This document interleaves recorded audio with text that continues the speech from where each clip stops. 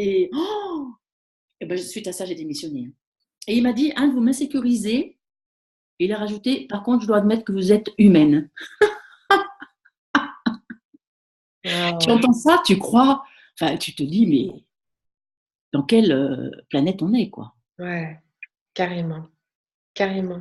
Mais cette femme sauvage, cette femme initiatrice sauvage, celle qui est vraiment dans nos ventres et dans nos yonis, je pense franchement elle fait peur aux hommes.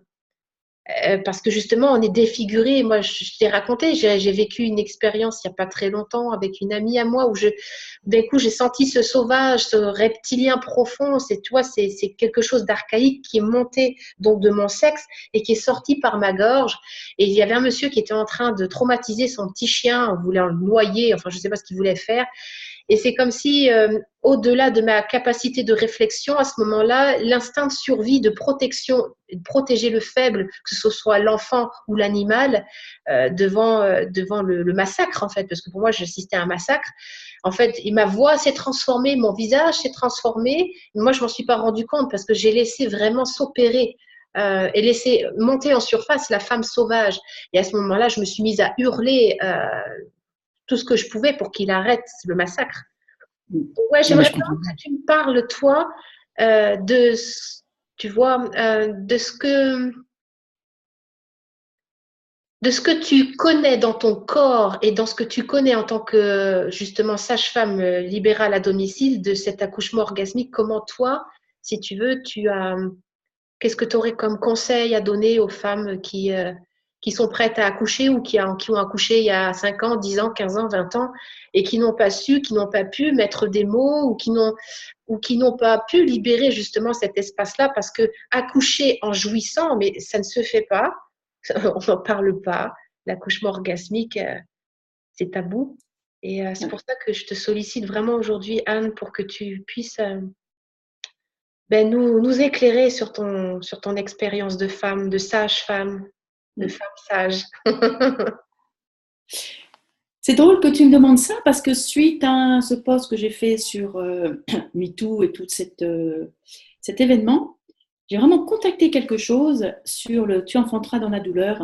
Ah Et ça m'a fait réaliser d'un coup que avec tout notre bassin, qui n'est pas sain et saïenne, parce wow. que dans toutes ces blessures, Mhm. euh, les hommes sont dans le même bassin blessé, hein, ça j'en suis convaincue. Donc je ne veux vraiment pas discriminer quoi que ce soit, mais en tout cas, nos bébés grandissent dans nos bassins. Ils sont, euh, d'ailleurs, ils viennent aussi quelque part du bassin de l'homme, hein, qui nous met sa semence dans notre corps. Donc quelque part, c'est la réunion de deux bassins et qui ne sont pas sains la plupart du temps. Donc à partir du moment et la plupart du temps pas relié au cœur parce que le cœur est en mille morceaux. Donc, Mhm. le cœur est en mille morceaux. Le bassin est massacré. On n'a Ouais. pas sacré dans ce bas. Comment est-il possible que d'enfanter dans la jouissance à partir de ce corps-là?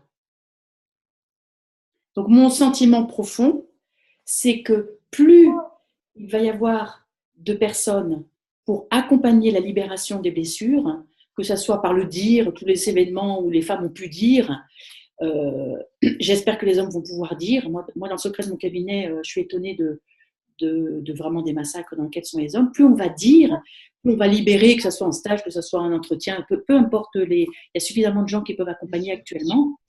Plus les accompagnants vont aussi être complètement reliés à leurs propres blessures, comme toi tu as témoigné, euh, c'est-à-dire que tu es clair avec ta propre histoire.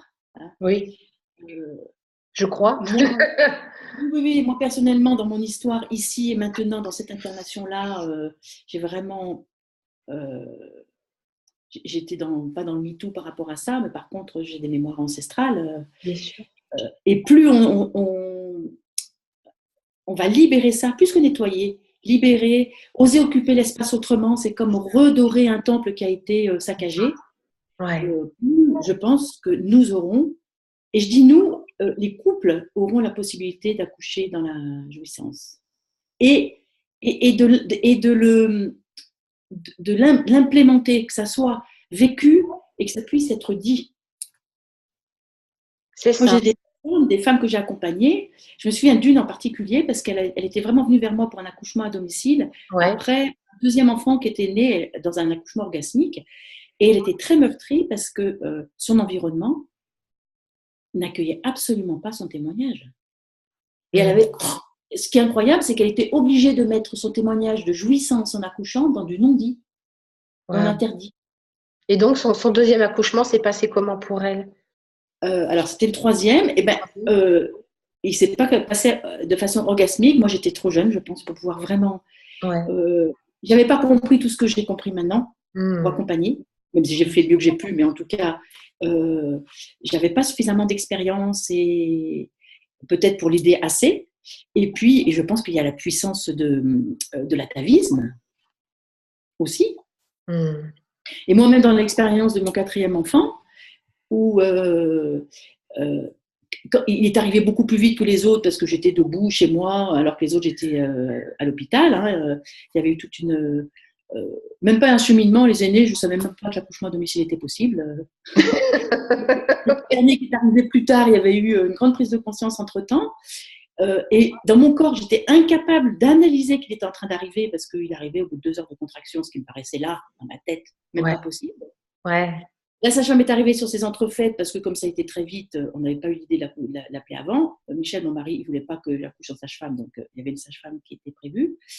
Et cette femme-là, en arrivant, m'a examinée et bizarrement, elle m'a examinée avec du calendula pur, c'est-à-dire c'est comme si elle m'examinait avec de l'alcool à 90.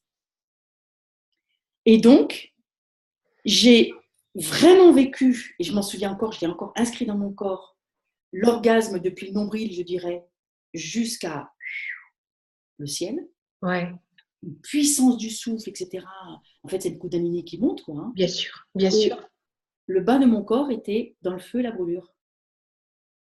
Et j'ai compris des années après, parce que j'ai appris l'année dernière que cette sage-femme, en fait, commençait à dire qu'elle avait été subi l'inceste avec son père.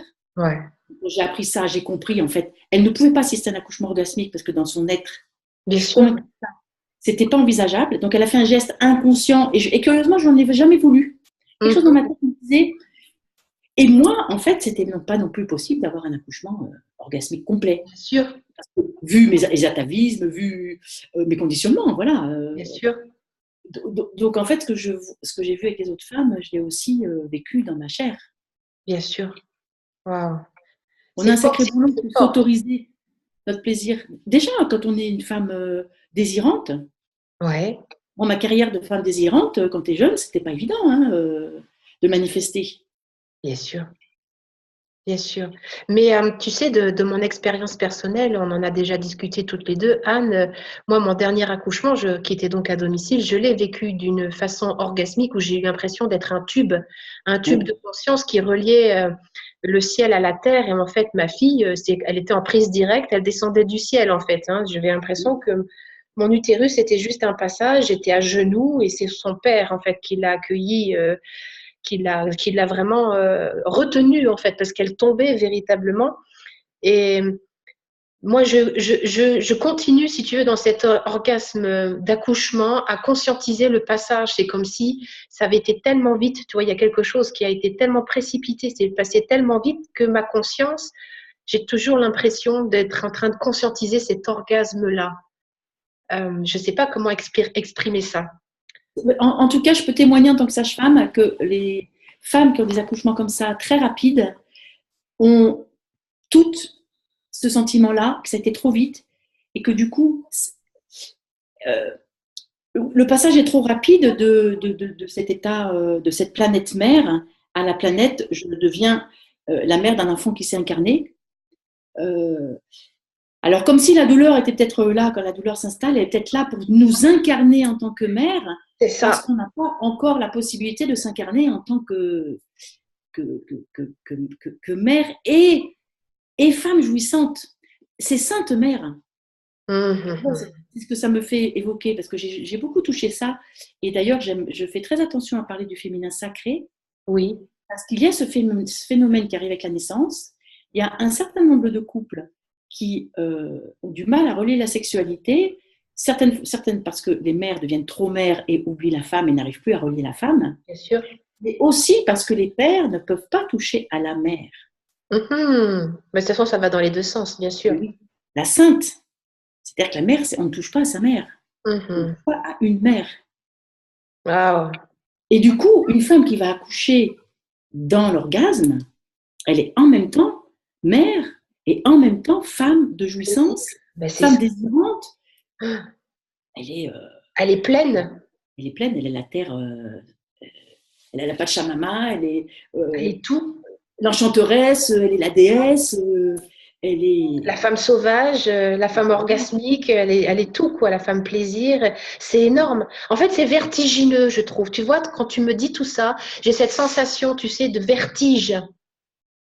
Mais c'est De complètement cette vertigineux. femme-là, la femme divine, tu vois, qui finalement connecte et contacte absolument toutes les facettes de sa profondeur, et que dans cette naissance, de cette mise au monde, finalement, c'est de toutes, elle a cette capacité de pouvoir naître à elle-même dans toutes ces facettes-là. Et l'orgasme de naissance, pour moi, je crois que ça, c'est vraiment une clé énorme dans la, comment dire, dans la reconnexion des femmes aujourd'hui avec leur pouvoir et leur puissance de corps, vraiment en connexion avec, Oui. Et avec pas leur que, tu corps. vois ce qui me vient là. Ouais. C'est-à-dire que ce qui est très important de comprendre, et j'ai une conférence à ce sujet-là que j'aimerais bien déployer parce que plus je la donne à mon école de yoga, plus ça devient dans une subtilité, c'est-à-dire que le bébé, il est en planète mère. Hmm.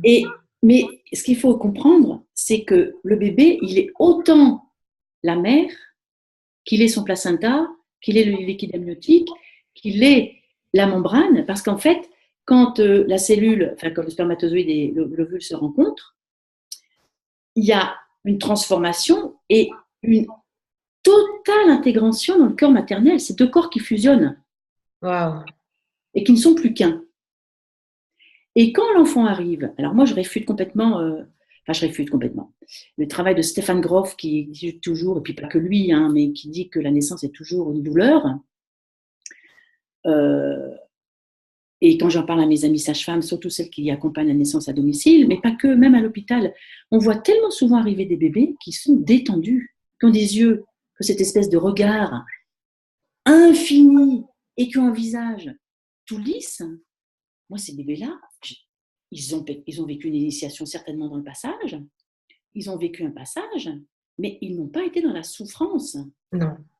Alors, dans le transgénérationnel, je vérifie qu'il s'est pris la souffrance de sa lignée. Il s'est pris la souffrance de sa mère. Mais si les deux collaborent complètement, c'est l'unité qui, en s'incarnant, c'est-à-dire en s'incarnant sur Terre, le bébé, en incarnant la mère, parce que même si elle a déjà été mère, elle a été mère de ce bébé-là, il y a la dualité qui vient s'incarner sur Terre et qui Ouais. vient l'unité. Et c'est un moment d'absolu instant présent, le moment de l'enfantement. Quand tu es sage-femme, c'est pour ça d'ailleurs qu'on est accro. Ouais. Tu peux Ben, demander à toutes les sages-femmes, à tous les obstétriciens, de toute façon, on est accro de la salle d'accouchement, comme on dit, on est accro de la naissance parce qu'il se passe à ce moment-là entre la décharge d'ocytocine bien sûr. et quand c'est un accouchement qui a été complètement respecté. Alors, il y a de l'ocytocine à donf, il y a juste un tout petit peu d'adrénaline au moment où le bébé va paraître, mais il n'y en a Ouais. pas du tout avant, et il y a l'instant présent incarné. Et tous les gens qui sont là, ils sont dans cet absolu instant présent. Ouais, c'est un état de grâce. C'est un état de grâce. Et tout le monde se souvient de la naissance. Moi, si je veux être tranquille à une soirée, il ne faut pas que je dise que je suis sage-femme. Parce que ça se soit bien passé ou mal passé, on s'en souvient. C'est un moment tellement charnière où peut-être on a le sentiment qu'on loupe cet instant de grâce parce que, alors tu te rends compte, les interventions tout de suite, les interventions hospitalières où on saute sur le bébé, on va lui mettre des trucs dans les yeux. Je crois que ça se fait moins, mais ça se fait encore beaucoup. Où on coupe aussitôt le cordon, où on laisse pas le bébé 30 secondes sur le ventre de la mère, là aussi. Tout ça, ça s'arrange. Hein. Il y a quand même beaucoup de choses qui se font pour que ce moment ne soit pas coupé. Ou il y a quelqu'un qui vient porter un dossier, madame, c'est quoi votre numéro de sécu, ou je ne sais quoi, ou qu'il dit au père. C'est-à-dire ce moment de grâce est coupé. Donc, tu vois, tu parles de l'orgasme. Donc, il y a vraiment l'orgasme qui va se vivre pleinement, donc une femme va être consciente. Mais il y a aussi la possibilité d'un orgasme de l'instant présent. Bien sûr, bien sûr, bien sûr. Donc, à D'être côté de lâchement, soi. c'est l'abandon, quoi. C'est un abandon total. Une confiance aveugle en la sagesse d'un corps qui sait comment que ça se passe, qui sait comment faire. Parce que comme tu parles des hormones, je veux dire, c'est pas avec notre mental qu'on libère les hormones. Ah, Notre bah, bien corps sûr. suit un Oui. processus biochimique qui est que tous les mammifères connaissent pour enfanter, bah, pour Et mettre au monde. on devrait ne jamais déranger une femme. Parce Ouais. que, je ne sais pas si tu as vu certainement cette vidéo où on filme un couple qui essaie de faire l'amour à l'hôpital et puis on le dérange sans arrêt. Faut Non, le j'ai retrouver. pas vu ça, dis donc. Et si, alors, donc, c'est une vidéo italienne. Et donc, ce couple, ils arrivent, ils vont faire l'amour. Et ben, ils sont dérangés, on leur met le température dans la bouche. Et puis, alors, ils recommencent le processus. Puis, on va leur mettre un brassard pour l'attention. On les dérange en permanence. Donc, tu vois leur visage qui est de plus en plus déconfit. Enfin, elle est géniale. Parce que c'est exactement ça ce qu'on fait au moment de l'accouchement. Puisque c'est Ouais. un acte sexuel. Donc, à partir du moment où on dérange en permanence la mère, et moi, j'ai vu des pères avoir des réflexes de sage-femme, mais où tu te dis, mais qu'est-ce que j'ai foutu à faire tant d'années d'études? Vas-y, raconte, donne-moi un exemple, un petit exemple là. Alors, j'ai un exemple. J'ai un couple, ils se sont préparés pendant tout le temps de la grossesse. Ouais. Elle ne voulait pas qu'il soit là parce qu'elle avait son idée sur son intimité. Et Mhm. elle ne voulait pas que son homme soit là au moment de l'accouchement. Il l'avait préparé, ils en avaient parlé. Lui, il avait dit, mais moi, ça fait rien, je serai à côté, la musique, les petits gâteaux pour Anne, sage-femme. Il s'était vraiment, vraiment préparé pour ça. Ouais.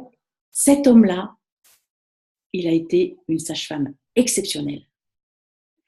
Au moment de l'accouchement, ils ont complètement lâché tout ça. Je pense que comme ça a été déposé avant, finalement, c'était plus un problème. Ouais. Et c'est l'accouchement où j'ai vu l'homme sage-femme se manifester de façon la plus magique que j'ai jamais vécue. Wow.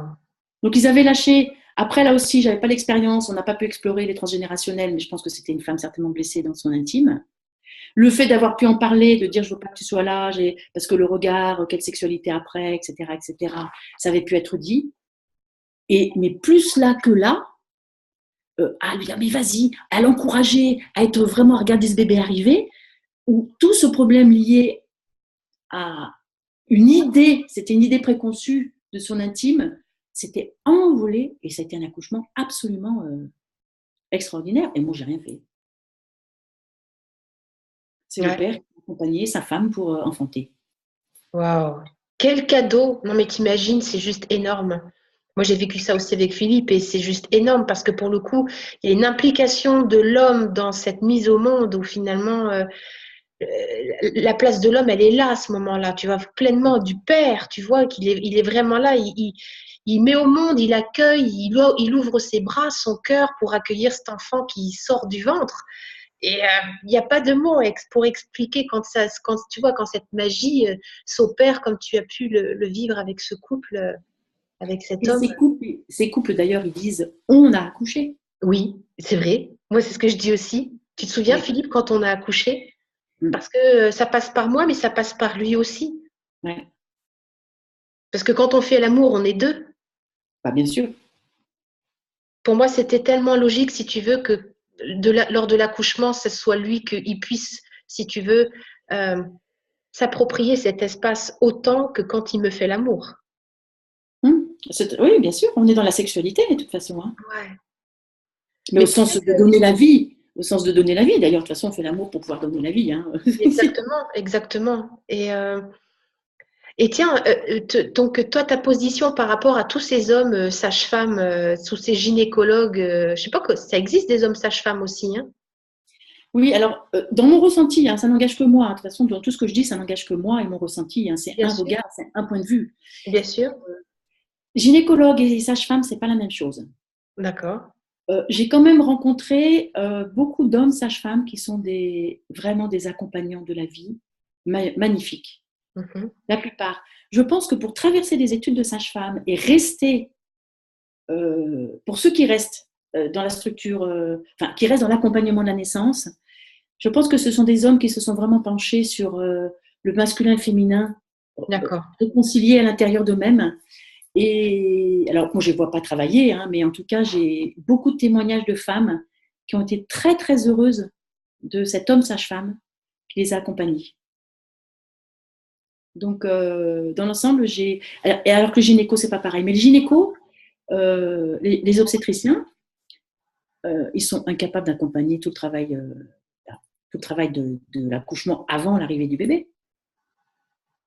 Ils ne savent pas faire. J'ai jamais vu un obstétricien en interne, etc., passer toutes les heures que ça. Enfin, des fois, c'est moins long, mais c'est quand même plusieurs heures souvent d'accompagner une femme qui est dans ce processus, l'accompagner avec la bienveillance, avec les encouragements, avec le petit mot magique qui va débloquer une situation, parce que tu as l'intuition en tant que sage-femme, tac, tu vas savoir Bien ce qu'il faut sûr, dire. bien sûr.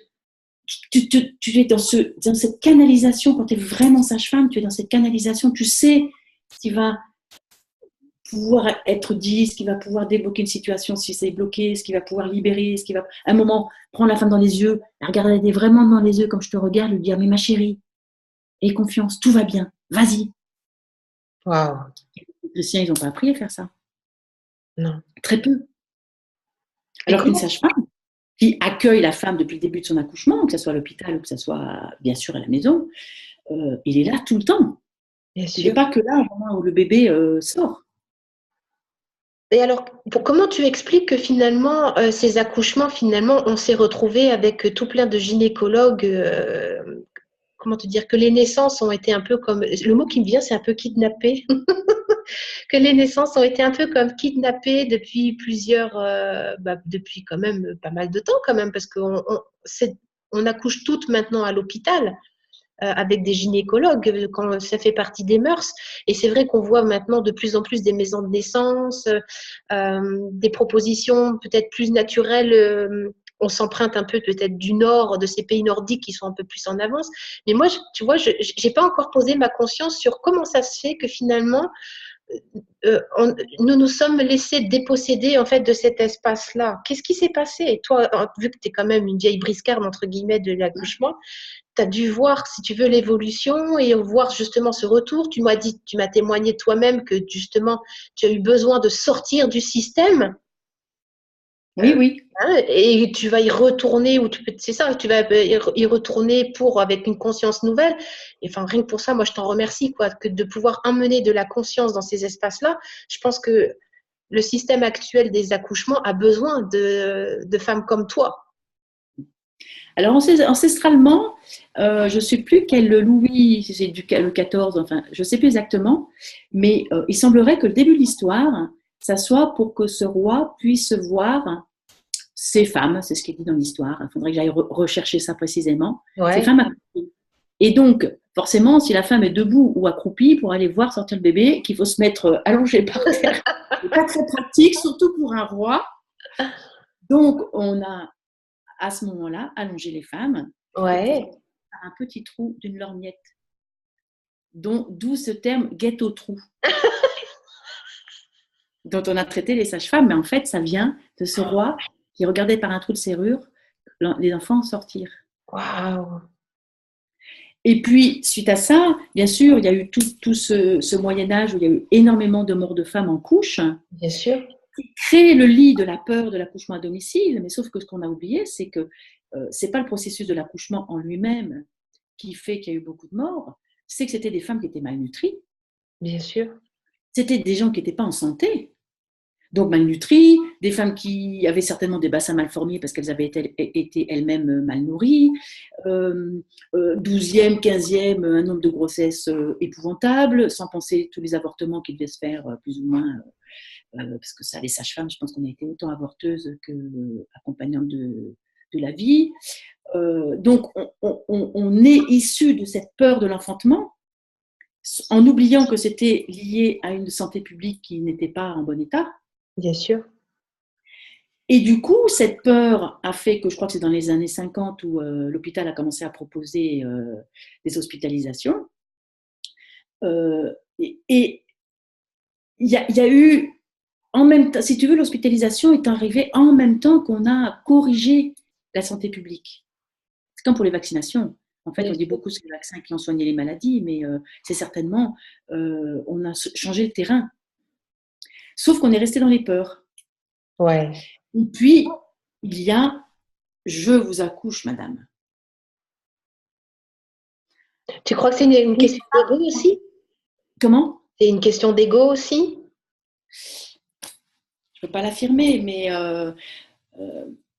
si tu veux, quand tu es sage-femme et que tu travailles dans une clinique et qu'au moment où le gynécologue, l'obstétricien arrive, alors que toi tu sais très bien que le bébé il aurait pu arriver tout seul, sans lui, il entretient ce fait, je vais vous accoucher madame, sans moi vous n'arriverez pas. Waouh! Et on apprend en plus comme ça. Parce que moi, quand j'ai commencé à coucher, à accompagner, même pas à coucher, à accompagner à domicile, j'ai appris que mon métier, c'était de rien faire. Et j'ai appris à l'école à faire comme étant normaux des gestes qui sont des gestes d'urgence. Donc toutes les femmes accouchent à l'hôpital. De moins en moins, j'ai bien des amis qui sont des sages-femmes merveilleuses et qui arrivent à remettre en question ça. Mais la plupart du temps, on intervient pour sortir le bébé au lieu de le laisser sortir tout seul. Waouh! Enfin, tu es un véritable trésor à toi toute seule, vraiment, avec toute cette conscience-là. Non, mais tu te rends pas compte à quel point, si tu veux, les femmes, les mères, les pères ont besoin de pouvoir s'ouvrir à ce possible de la nature, de quelque chose de naturel, de doux, de beau et d'orgasmique. Et que je pense qu'il y a beaucoup de personnes qui vont vraiment enfin, qui vont pouvoir éclairer ces passages de vie pour eux parce que c'est tellement important de s'approprier. Ce sont des passages initiatiques, quoi. C'est pas rien. Ben pour moi, l'accouchement, c'est une psychanalyse express. Hein.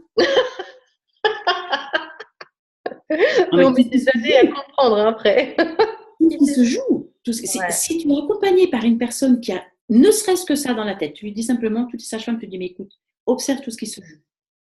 À condition de ne pas intervenir avec Ouais. des produits de tout genre. Par exemple, si je te parle du râle, quelqu'un qui est malade et qui râle. Oui. Le râle, c'est pour supporter la douleur. Oui. Parce que quand tu râles, le cerveau peut pas faire deux choses à la fois. Il ne peut pas avoir mal en même temps qu'il y a du son. Uh-huh. Donc, une femme qui va coucher dans son plein potentiel sans être interrompue, elle va rentrer dans un son. Bien sûr. Si on lui a un petit peu appris, au lieu d'avoir un son qui va aller vers le cri, Ouais. c'est un son qui va rester un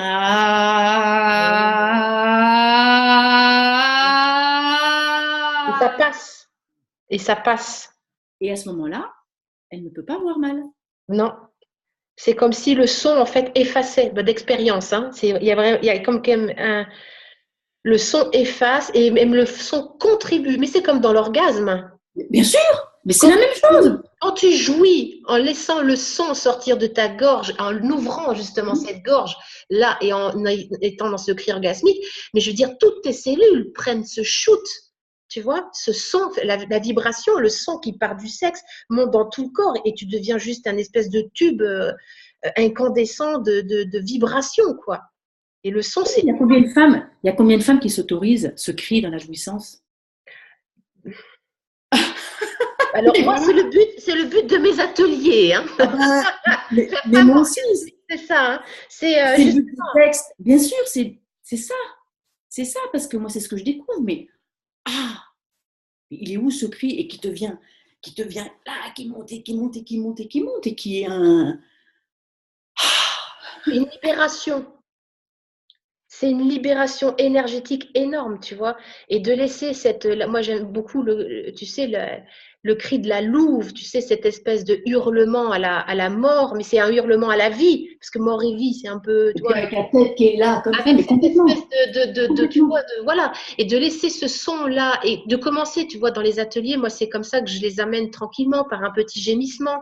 Tu vois, on commence tout doucement, tu as le petit truc qui monte, et au fur et à mesure, tu sais, c'est comme si le son venait rencontrer d'autres espaces de conscience, d'autres résistances, et ça fait une caisse de résonance qui grandit, qui grandit. Et après, tu peux autoriser, si tu veux, à justement à être ce tube entre le sexe et la gorge.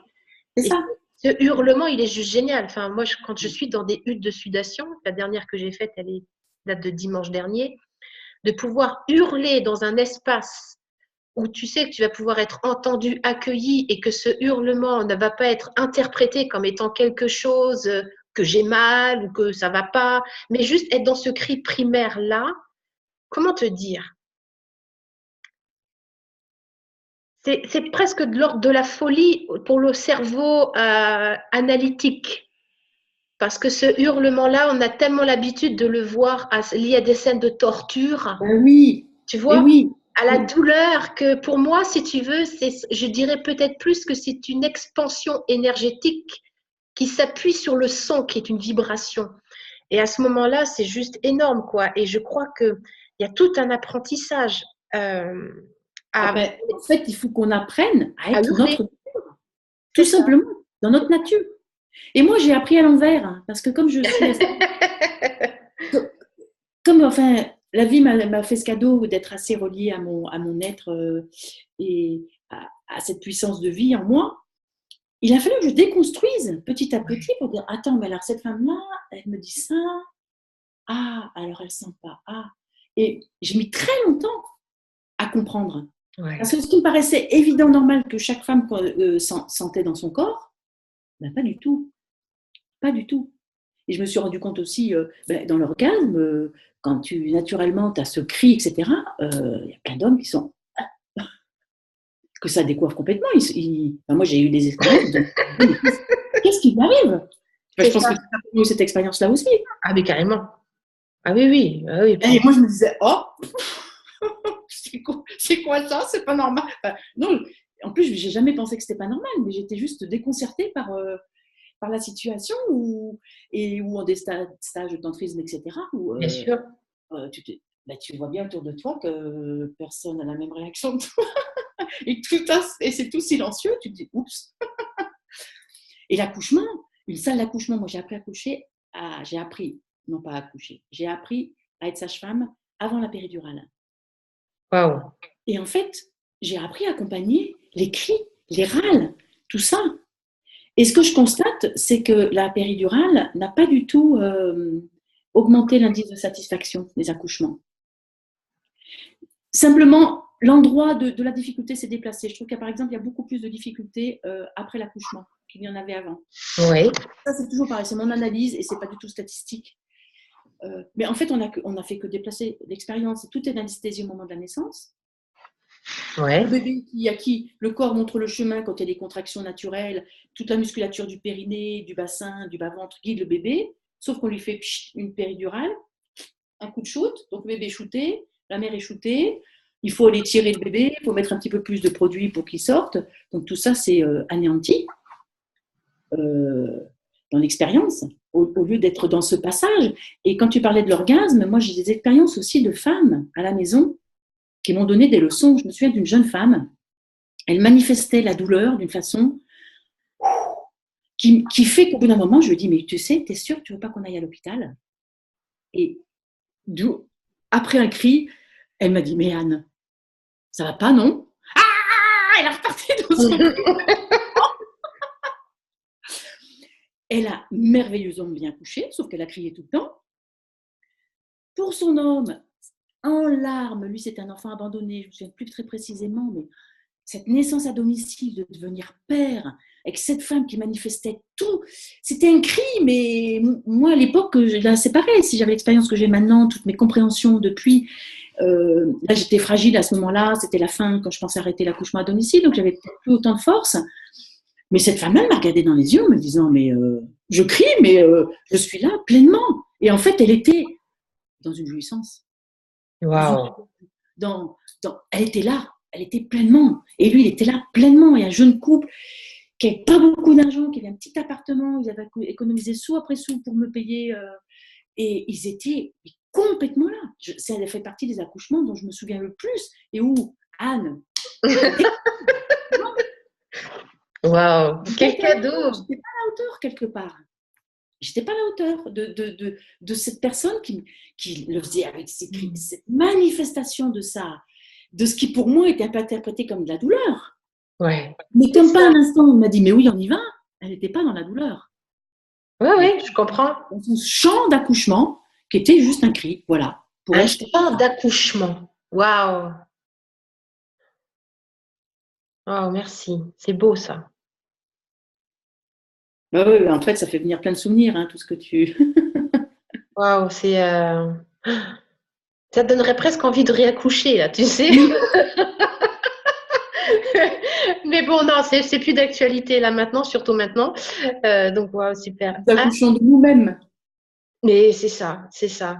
Et tout à l'heure, je me suis surprise, tu vois, par rapport à ces passages que je suis en train de vivre et d'expérimenter en ce moment, à ce sommet du crâne, tu vois, j'ai l'impression d'accoucher des parts de moi par là et je me suis mise à faire des sons, à faire des cris de louve, à passer du gémissement au hurlement et ça m'a fait un bien fou de sentir la vibration du son dans tout mon corps, comme si le son en fait était là pour réunifier ce qui a été désaccordé, tu vois, de retrouver Pourquoi la, tu parles d'accordé? Mm. c'est ça, réharmoniser en fait. Euh, Complètement. et ça m'a fait un bien fou, tu vois, et je m'en fous. Alors, je suis toute seule à la maison, donc c'est ok, je peux hurler comme je veux. Mais ouais, c'est cette histoire de cri primal, de cri orgasmique, que ce soit dans la jouissance avec nos compagnons ou nos compagnes, enfin, parce qu'il y a aussi des femmes qui font l'amour avec des femmes, hein, ou d'être dans ce cri orgasmique lors de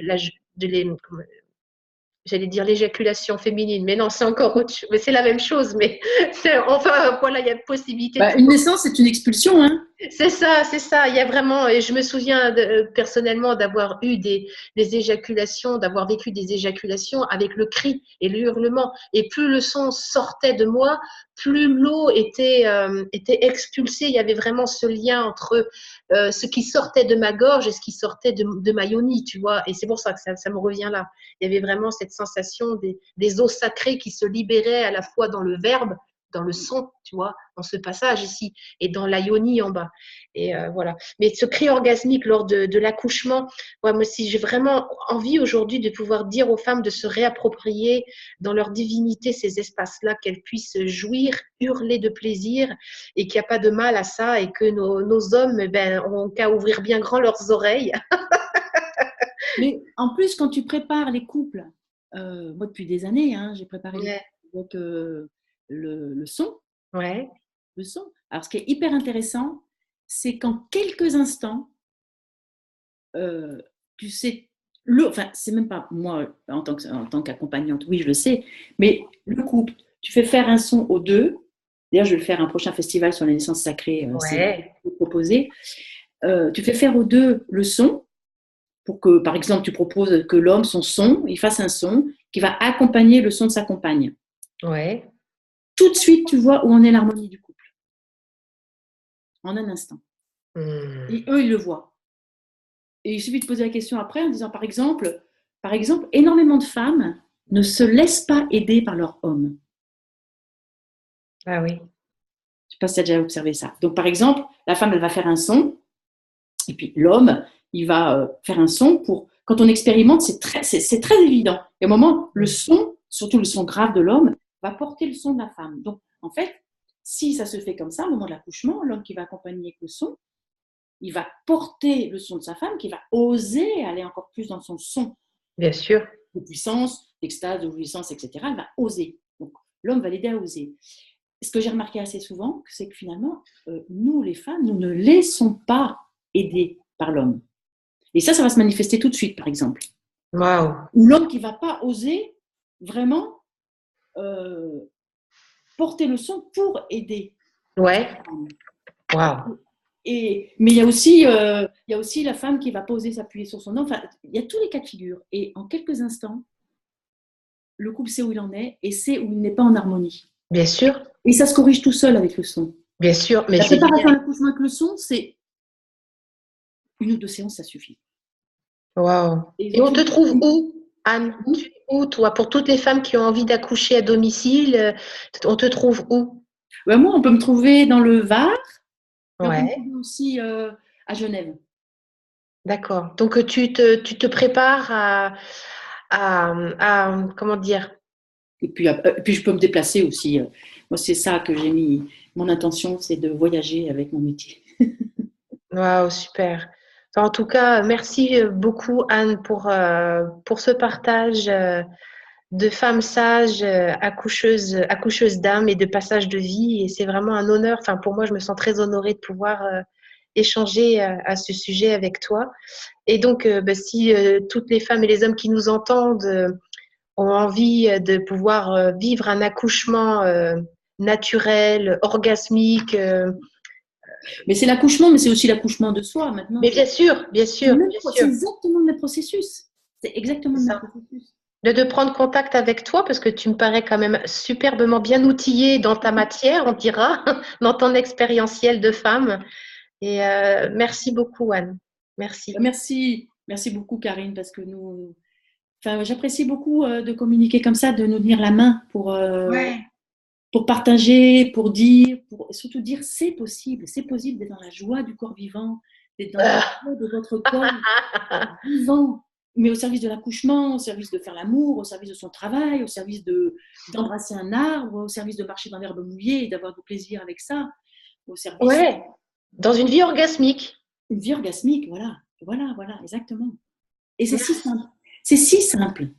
C'est si simple et je crois que c'est quelquefois avec des mots simples et puis des témoignages très simples avec des clés, tout, c'est des toutes petites clés qui viennent, si tu veux, réaccorder des espaces de vie dans nos expériences qui font que ben il y a une harmonie, il y a quelque chose qui se crée, on peut se réapproprier son histoire et dire ah, ça y est, je comprends. Tu comprends, tu sais, quelquefois, moi j'ai dans ma vie des éclairs comme ça d'illumination où C'est ça? j'ai entendu des choses et j'ai pu me réapproprier un espace de moi grâce à ce que venait de dire une personne, peu importe, X ou Y, peu importe, et de me dire, ça y est, j'ai saisi. Et ça ouvre une possibilité infinie de transformation avec ça, quoi. Donc, je suis sûre, j'en suis même garantie, je sens dans l'énergie que cet échange sur l'accouchement orgasmique, sur la mise au monde orgasmique, sur ce cri primal, sur cette femme sauvage, surtout sur la femme de plaisir, euh, ça va changer les choses. Je pense que les femmes et les hommes Et, ont besoin de ça. et l'homme, j'allais rajouter, parce que je suis sensible avec ça, et l'homme de plaisir, parce que dans ces Ah, accompagnements des couples avec le son, j'ai assisté, et d'ailleurs, je pense que je te passerai en lien, j'ai fait une interview d'une femme, et je ne sais pas si j'ai son nom, mais ils accouchent ensemble. Et quand c'est un accompagnement du couple, indépendamment ouais. d'une naissance, ça peut se manifester. Et l'homme, et tu vois, ça arrive quand je dis, mais enfin, quand je m'adresse à elle, je dis, mais est-ce que tu te laisses aider? Tu vois l'homme qui dit, ah, mais enfin une femme qui comprend. Oui, Ouais. je veux t'aider, mais laisse-moi t'aider. Moi, je trouve que c'est important. J'insiste sur ça parce que, tu vois, on reproche beaucoup de choses aux hommes, j'entends beaucoup de choses sur l'homme prédateur, etc. Et il y a aussi, est-ce qu'on se laisse pénétrer par l'homme? Est-ce qu'on se laisse aider par son son? Tu vois, rien que le son, souvent, ça ne peut pas être accueilli. Juste le son. Peut-être parce qu'on a des mémoires de cris. Bien sûr, bien sûr, bien sûr. Mais tu sais, honnêtement, enfin, juste par rapport aux hommes, je trouve qu'il y a très peu d'hommes qui savent jouir avec le cri. Ah ben, Toujours dans la retenue, tu sais, comme si il fallait pas faire de bruit, il fallait pas attirer l'attention, comme si, tu sais, s'il y avait comme des mémoires de masturbation un peu en cachette, tu sais, pour libérer une pulsion, mais ne surtout pas accompagner le plaisir, la jouissance par l'expression du cri. Et c'est très rare de tomber sur un homme qui soit dans l'expression de sa jouissance et dans ce cri orgasmique. Mais je suis totalement d'accord avec toi. Et pour moi, quand ça arrive, quand mon homme, si tu veux, se libère et s'offre et se donne, mais quel bonheur! moi, pour ça, j'ai de la chance, je suis bien accompagnée. Ouais, d'être dans cet être de cri, en fait, tu vois, dans ce cri-là. Et... D'ailleurs, secrètement, on se dit heureusement qu'il n'y a pas d'enfants à la maison. Ouais, ouais, c'est ça, c'est ça. Enfin bon, génial. Merci à toi, belle Anne, et puis à bientôt. Merci à toi, belle Karine, de cette invitation, à cette interview. Et c'est sûr que j'ai un grand plaisir à partager. Et j'ai envie de dire, mais reliez-vous à votre corps. C'est tellement magique quand on fait ça. Et on traverse la douleur. C'est faux. On l'a traversé il y a 30 ans quand j'ai appris à travailler. Les femmes la traversaient. Et puis, avec comme on peut accompagner, bien sûr que oui, c'est possible.